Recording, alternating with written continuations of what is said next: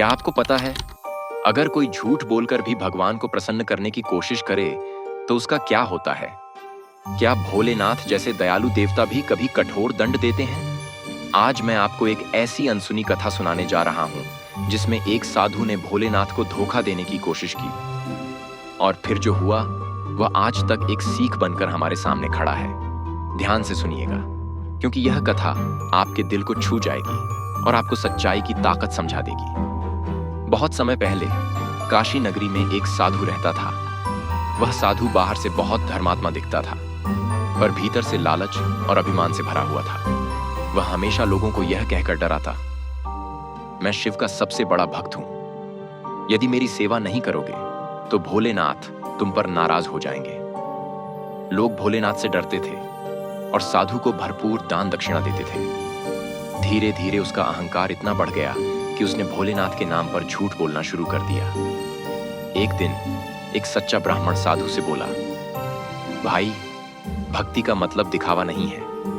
भोलेनाथ तो सत्य के देव हैं। झूठे भक्त को वह कभी स्वीकार नहीं करेंगे। लेकिन लालची साधु ने उसकी बात को मजाक में उड़ाते हुए कहा, अरे, भोलेनाथ तो मेरे वश में है। मैं जो चाहूं उनसे मनवा सकता हूं। यह सुनकर भगवान शंकर, जो आसानी से प्रसन्न होते हैं परंतु अन्याय और झूठ बर्दाश्त नहीं करते, उन्होंने उस साधु को शिक्षा देने का निश्चय किया। उस रात साधु ने सपना देखा। सपने में भगवान शंकर प्रकट हुए। उनके नेत्र लाल थे, जटाओं से गंगा बह रही थी और गले में नाग लिपटा था। साधु कांप उठा। भोलेनाथ ने कहा, हे साधु, तुमने मेरा नाम लेकर लोगों को धोखा दिया है। तुम्हें इसका दंड अवश्य मिलेगा। तुमने सोचा था कि मैं दयालु हूं, इसलिए कभी दंड नहीं दूंगा। पर याद रखो, दया केवल सत्य पर होती है, झूठ पर नहीं। साधु हाथ जोड़कर रोने लगा। भोलेनाथ, क्षमा कर दो, मैंने गलती की है। अब कभी झूठ नहीं बोलूंगा।